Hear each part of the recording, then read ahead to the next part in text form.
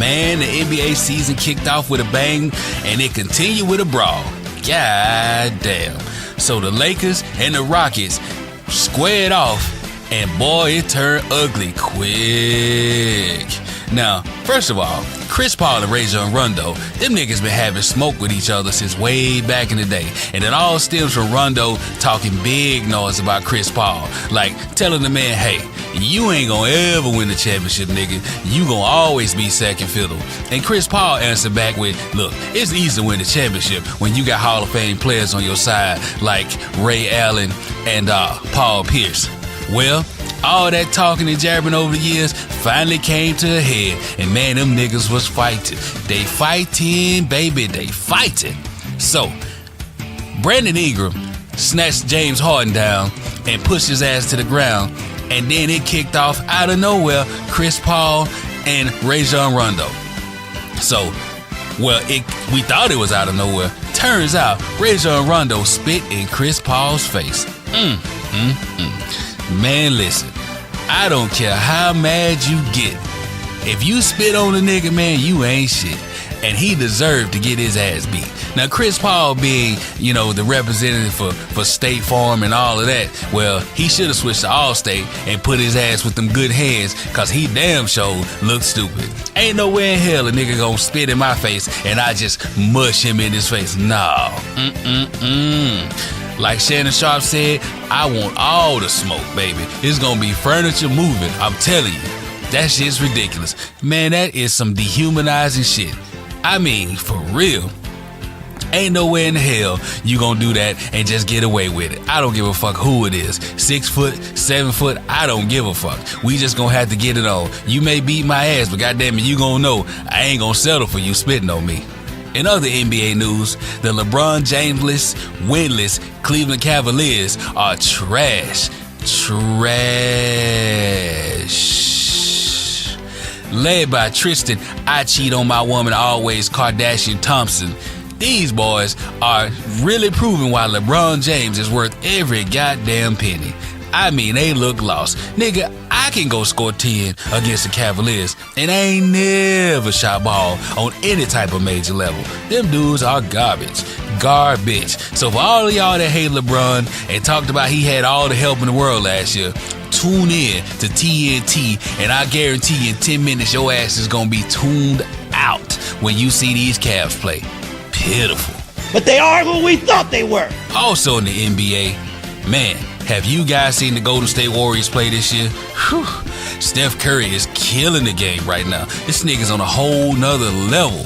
I mean, killing. He scored 51 points the other night, and it looked like he was playing against second and third graders. I don't even think the nigga broke a sweat.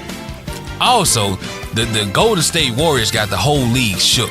Got them on notice. Got them so shook that the owner of the Houston Rockets offered the Minnesota Timberwolves 4 first-round picks as well as his firstborn son for the rights to trade for Jimmy Butler. They doing whatever they can to keep up with the goddamn Warriors, but I don't think it's gonna work. Them boys is too tough. But on the side note, ain't nowhere in hell I give Minnesota 4 first-round picks for Jimmy Butler. He alright, but that nigga ain't that good. Who the fuck they think he is? Wilt Jordan Chamberlain or some shit like that? Hell no. Over in the NFL, last week, and I failed to mention it, but we had a game between the Carolina Panthers and the Philadelphia Eagles. And the big story wasn't about the game or the fact that the Philadelphia Eagles blew a 17-0 lead and let the Carolina Panthers score 21 unanswered goddamn points. Cam Newton and his pumps doing this thing. But the real story to me was the smoke at the beginning between Eric Reid and Malcolm Jenkins. Now, I don't know all the details, but apparently them niggas is mad about something, and it came to a head. So Eric Reid is accusing Malcolm Jenkins of hijacking the movement that Cap started without including Cap, and Malcolm Jenkins like, man, fuck that, I'm doing what I gotta do. That nigga wasn't there, you wasn't there, so it is what it is. Now Josh Norman weighed in on it, and he had the same sentiment as Malcolm Jenkins. Like, look, Y'all wasn't around. What we supposed to do? You ain't even have a plan. So fuck you.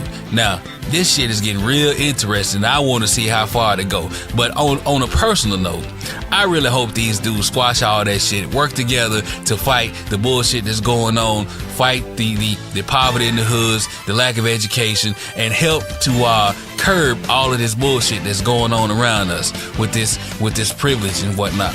Speaking of privilege, former Denver Broncos quarterback Chad Kelly was arrested for trespassing. Now, he was at a party at Von Miller's house, and for some strange reason, this nigga ended up in a neighbor's house just chilling. And they ran his ass off after beating his ass with a metal pipe. God damn.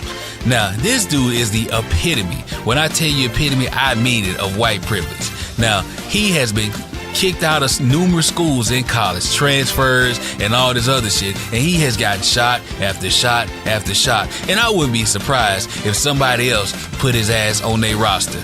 Meanwhile, you know who ain't got a J-O-B, and that's some B-U-L-L-S-H-I-T. Oh, and speaking of Panthers, Ray Caruth is out of prison. Yes, he is a free man. Now, for those of you who don't know, Ray Caruth was convicted of killing or having someone kill his then girlfriend, pregnant girlfriend, because he didn't want to pay child support. This is a sorry ass nigga for that. Goddamn. Nigga, you was in the NFL making money and you didn't want to pay no child support and you lost everything. Not to mention you killed an innocent woman and permanently damaged the baby that she was pregnant with. Now, this nigga ain't shit.